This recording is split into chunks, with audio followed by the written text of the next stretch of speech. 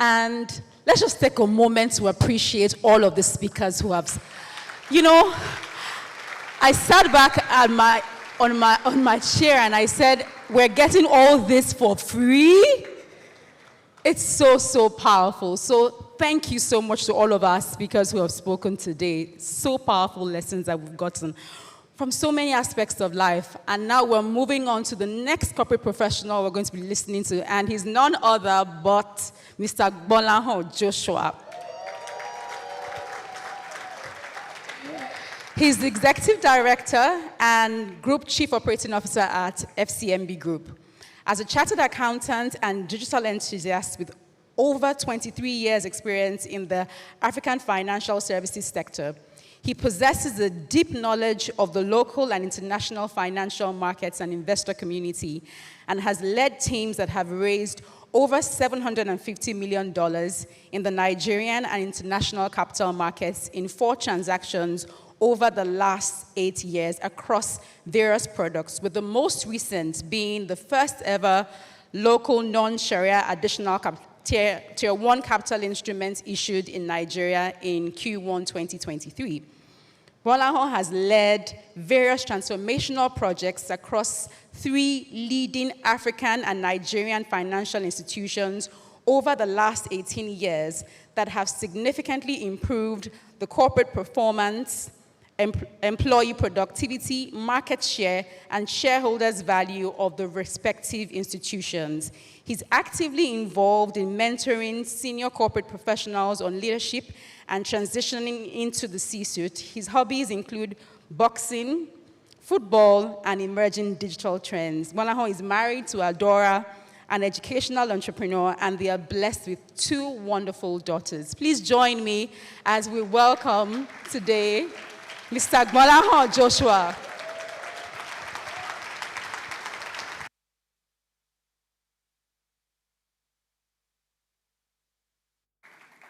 Okay, good afternoon, everyone. Normally, I'm in the studio, yeah? So this is a step up for me. I'm on the platform today. Thank you, Pastor Poju. Thank you, Pastor Tony, for this opportunity. And anytime people say I've raised money, my wife is an entrepreneur, so she will always ask me, when are you raising money for me? Now, next slide, please. So I'm going to speak about entrepreneurship, but I'll focus on the myths, the fears, and the facts. Next slide. And because today is Workers' Day, let me first thank all the entrepreneurs in the room. I have a lot of respect for entrepreneurs. As an entrepreneur, I understand what it means to be an entrepreneur. Because without entrepreneurs, there will be no entrepreneurs. So, to all entrepreneurs, thank you very much. Now, this slide shows 2 doctors. One is a vet, and one is a human medical doctor. And I'd like to use it to describe entrepreneurs and entrepreneurs. You see, the medical doctor is like an intrapreneur. When the patient comes, you have the advantage of asking him, what's wrong with you? Are you sick? He says yes. Do you have a fever? He says yes. Do you have this? He says yes. The entrepreneur is like a vet. Look at that dog. What are you going to ask it? The best you can ask the owner is, did he eat? Yes. How are you going to ask the dog? Is he digesting? You have to figure it out. Next slide. And for every business that is going to live long, let me use that word, the business has to reinvent itself. And I'll give you an example.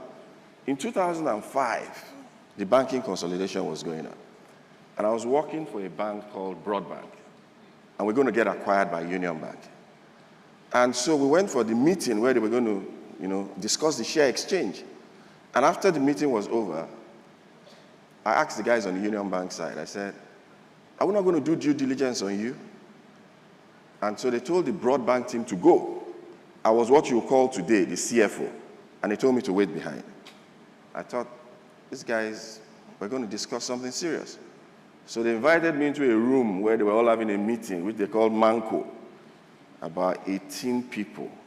Now, those days, our own boardroom just had chairs and seats. They had surround speakers, everything. And the CEO of the bank looked at me. He said, young man, You want to do due diligence on the stallion. Nobody does due diligence on the stallion. 4 years later, I was walking on that same road. Amcon was doing due diligence on the stallion. If you get it, you get it. So, every business must reinvent itself, every business. And so what do entrepreneurs do? They look for a need that has a large addressable market. The addressable market must be what? Large. And why I put the picture of that dog there is because every entrepreneur must be curious. You must be what? You must be curious. Now, look at Indomie. Indomie makes noodles, yeah? And they realize that people want different flavors. So they make chicken flavor, shrimp flavor. But guess what? Are you hearing that they are killing more chickens because of Indomie? It's flavor. They don't need to kill any chicken. So Indomie chicken is selling. If you are raising chickens, you are not selling. Because that's not the need. It's a different need. So if you hear that people are eating Indomie chicken flavor, it's not going to affect your business because it's just what? Flavors. Next slide. Now, I call this the DNA Toolkit for entrepreneurship. And it applies to both companies and individuals. So, when you look at this slide, it says an entrepreneur. The business you are running, is it a sprint? If it's for now. Or is it a marathon, which is visionary? If it's for now, it's a hustle. And there's nothing wrong in a what? In a hustle. You just know it's a what? It's a hustle. The leadership team, did they hire you to think? Or did they hire you to think and execute? Some people will tell you, Oga, you're hired to what? Think. Just earn your salary. That's what you're hired to what? To do. The person is not building it to last. He's building it to rest. They are two different things, and I'll get there. Organizational purpose. If the only reason you set up a business for is money, and there's nothing wrong, but some people set it up for more than money. They set it up because they want to fulfill a purpose, but they must make money while fulfilling what? That purpose. So if it's money, there's nothing wrong. The remuneration structure, is it pay as you go, or is it risk and reward? If it's pay as you go, there's nothing wrong. We're all hustlers. You pay me, you what? You go.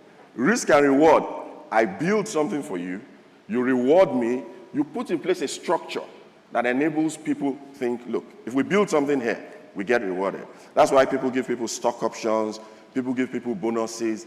In some organizations, if you say, Bo, the entrepreneur will look at you and say, where were you when we're starting this business? Data maturity. Do you use any form of data?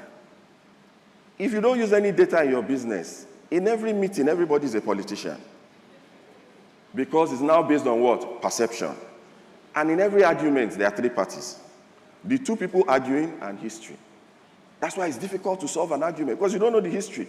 And that's why when you see two people speaking, somebody will say, he has been doing that thing since. That's history.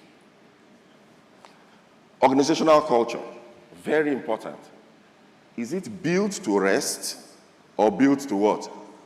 That's why when you get into some organizations, you'll say, my friend, don't try anything here. This is how we have been doing it. Just do your own and what? That is built to rest, not built to last. Then the performance culture. Is it paternal or is it what? Is it merit-based? Now, I put something in there which I said, look, any conversation you have without data, they are just discussions about perceptions and opinion. Is a good name for gossip. Once there's no data, is what? It's gossip. So, the next slide. Now, you want to innovate within an organization. You see, every organization is still there because of some people. No matter how terrible the organization is, some people kept it there for you to come and meet it. They might have expired though. But it's because of them the organization is still what? Those are the gatekeepers. Then after the gatekeepers, you have what I call the old foxes. Those, you see, the gatekeepers ensure the organization is there.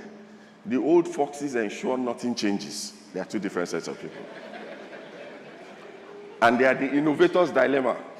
When you meet them, they are experts at waiting for you at the junction. They'll just be waiting for you. Now, and that's why I spoke about organizational culture. For the gatekeepers, is built to what? To rest. The next slide. And then I've put this matrix up. There should be more besides. Okay. To show the interconnection between the government, entrepreneurs, and innovators. Intrapreneurs. So the government will create the enabling environment. Once that sector is attractive, entrepreneurs will come in. The entrepreneurs come in, and I'll use telcos and banks. After the entrepreneurs have come in, they set up the businesses. Then they need the intrapreneurs. So I'll give you an example. The telecoms companies came in. What were they doing? Voice, text, that's all, yeah? Banks were giving deposit and loans. A text message was created so that people can communicate what? You don't have to spend too much money calling the person. Cheaper way of communicating. And then one other telco came in and said, we can do per second billing. And it disrupted the market. And because of that thing called a text message, listen very well, a text message, the banks looked at it and said, we can build apps because people have phones. If there was no GSM, there would be no mobile app. So people innovated. They put the mobile app on the what? On the smartphone. And somebody thought, wow, it's not only people that have smartphones that should enjoy mobile banking. And they started USSD. This one, you didn't star, something, something, star. Yeah? And then people came with WhatsApp, social media, and we all thought text messages are what? Dead. Next slide. Okay, this is actually the concluding part of that. And because of that, you see, it is because some people innovated. That's why you have Urgent 2K. How will you have received the Urgent 2K? Urgent 2K is a derivative of an innovation. Where will the 2K reach you from? It won't reach you. It won't get to the destination. Now, next slide. You see these figures? So at times I prepare my slides like this so that if it gets missing, you must find me. I'm the only one that can speak to the figures. See, in 2017, there's a telco, and everybody thought text messages are dead. They made 13 billion from text messages. And when Yvonne was saying you should read the annual accounts of companies, that is boring. It depends on what you are looking for. If you are looking for innovation, it's not boring. You will see opportunities in those financial accounts. And when you are speaking, people say you have market intelligence. Which intelligence? Intelligence that is available for all of us. You refuse to read. And the entire salaries of everybody in that telco was 23 billion. By 2022, none of you uses text messages. Again, you all use WhatsApp. That same company made 63 billion from text messages. And the total salary of everybody in that telco is 45 billion. You know why? Because some people innovated by using SMS to send alert. So the telcos just started making money from alert for doing no work. And look at how that money is now paying the salaries of everybody in the telco. They'll just sit down. They'll be sending alert all around. That's entrepreneurship. In 2017, you know how many NIP messages were sent in Nigeria? 370 million. In 2017, by 2022, roughly 5 billion. NIP messages, all these urgent alert, urgent. As it is going on, some people are just making what? Money.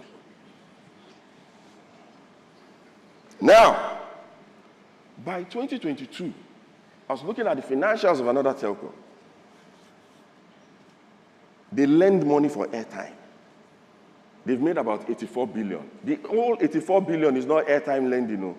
They used to disclose it before, the airtime lending, but I think they now realize that people might say, this is too much. So about 90% of it is airtime lending. Because people want to speak. And see, they are meeting a very critical need, and I'll tell you what the need is. If you meet somebody who needs to make a phone call, and somebody is in the hospital, he can't afford not to have credit. So they're meeting a very urgent need. That telco made 84 billion from lending airtime. See, the second figure there the 111 billion, is the total interest income made on loans by one of the top 10 banks in Nigeria. Obviously not FCMB. Can I have water, please? Total interest income. So what that telco made from borrowing people money for airtime is 76% of what a top 10 bank is making from giving loans. Now, you know what? This one is risk-free. You see this other one? You see this other one? This 111 million? By fire, by force. CRO, credit department, everything. That's the power of innovation. Now, you see that figure there called 378 billion. See, everybody benefits from this ecosystem. You know that stamp duty law, it had always been there. It's when the government now found out that, you people are sending money anyhow. The government who came in. The government has collected 378 billion in the last 6 years from stamp duty. The only reason they can track it is because it's what? Electronic. Before it was electronic, how would they track it? So even the government has come to the party. But remember, without the government auctioning GSM licenses, all this will never what? Happen. Without entrepreneurs coming in, all this will not what? Happen. Then the entrepreneurs take over. Now, the figure there at the other end is 14.5 trillion. That is what the pension industry is worth today. And, sorry, go to the next slide. And that will take me to, you see, if you look at what I've written there, the government, now in the budget document that the Minister of Finance presented this year, they spoke about this electronic money transfer levy. Even the government is not interested. This thing you people are making, we need it. Fola Adiola is an entrepreneur, yeah? He went into government. When you're in government, you have to be an entrepreneur because you are not the government. And he set up that pension industry. And so when people say you can't innovate within government, it's not true. You can innovate anywhere. It depends on the mindset. But I was reading an article. He said when he was going in, he gave them a few conditions. And one was that he was not going to earn any salary throughout when he was there. And they were allowing him to choose his secretary or something, who ended up being Chinelo. Next slide. Now, I just want to show some standalone case studies. You see, people talk of Jakpada. See, they are different. Me, I've been Jakpaing internally. Jackpad from one institution to another. So I've jackpad internally. I'm an internal jackpist. Some people are external jackpists. You jackpad out. So I've jackpad out and come back. Where I am now is my second missionary journey. I left there in 2008. I'm back now. So I've also jackpaded. So nothing is new under the sun. When I was leaving the organization, they were setting up a business called Credit Direct. They had just set it up. A lot of you might not even know it's a subsidiary of FCMB. The people on the street, they call it Sharp Sharp because it gives quick credit. That business, in the consumer lending market, by the time I came back, it has paid dividends of over 20 billion naira. Dividends. What? Dividends. Stanbic Pensions was started less than 20 years ago.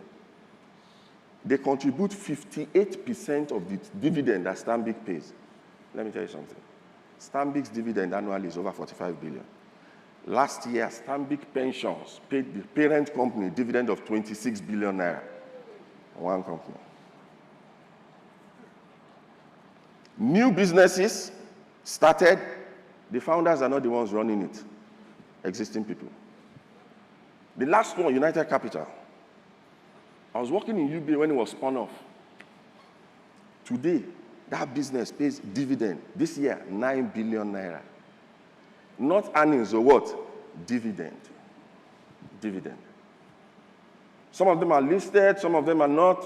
Small case studies. Next slide. Now, you see, there are mental battles that entrepreneurs face. There's some things people don't discuss.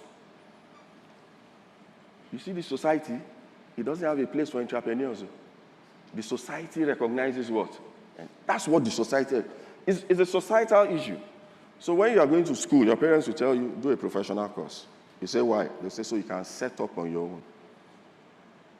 So, most people look at entrepreneurship as the end game.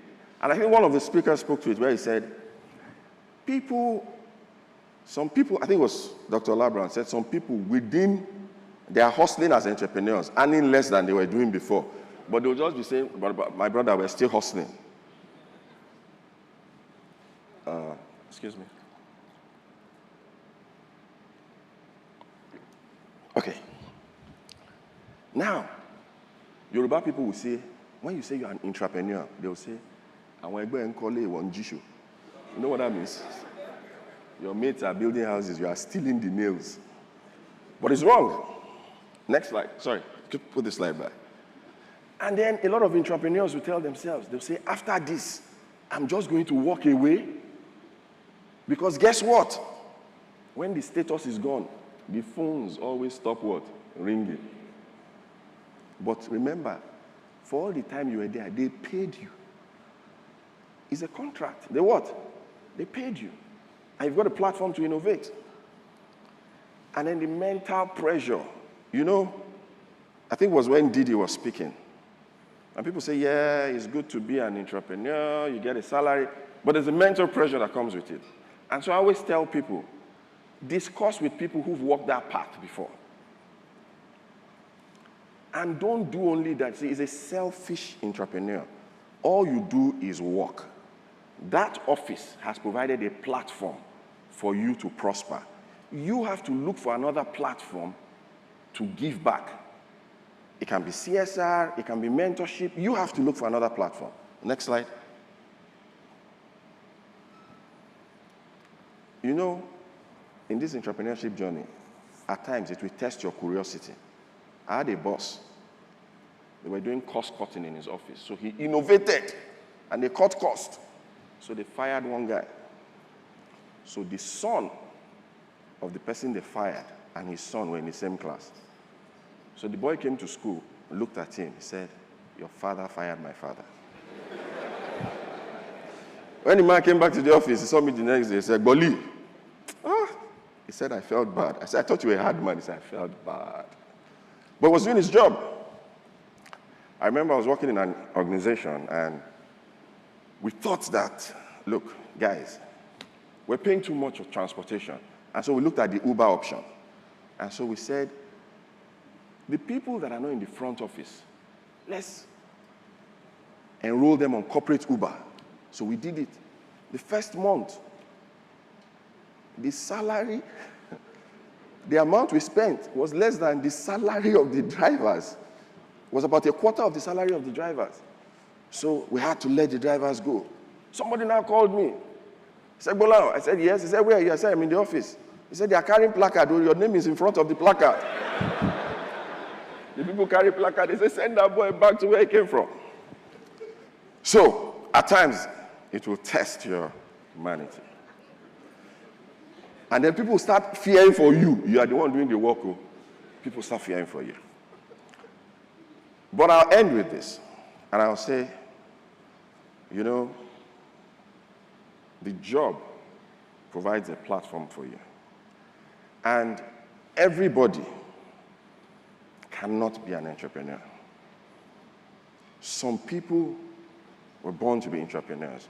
And I'll give you 3 advantages entrepreneurs have that they never realize. You are somewhere, you are innovating, they are paying you a salary. You see, during COVID, I am an entrepreneur. My wife is an entrepreneur. So she runs a school. There were no students. The next thing, I came to my living room, the thing I turned to a school. They were doing virtual classes. They had to survive. But I was getting paid. We switched to virtual mode. You have existing customers. With existing customers, you can do a lot with existing customers. A lot of startups, they spend their first 2 years buying customers. They raise capital to buy. So when you hear people telling you, we give you this free, we give you this free, it's investors' money they're using. They buy the customers. Number 3 is, they don't have unlimited capital. You will do it. If it doesn't work well, the organization will say, well, you tried. I mean, you can also lose your job. It's not in the try. But you tried. And fourthly is that you have access to existing talent. So when you need something, you call somebody and the person helps you out with it. But finally, in the new world we're going into, you cannot innovate alone. It has to be with partnerships. As you can see from the NIP experience, for that innovation to happen, you needed the telco, you needed the banks, you needed guys they call aggregators. One person can't do it alone. The world is now so interconnected. So it's not the case of I'm a genius. Those days are gone. And what we're seeing today is a tip of the iceberg. Metered consumers, 11 million. Total consumers, 51 million. When those 51 million consumers are metered and they start paying electricity bill with NIP, you can imagine the money that some of these telcos will be making. You can imagine the money that other people in the ecosystem will be making. So I leave you with this. That job is a platform. Make the best of it. Thank you very much.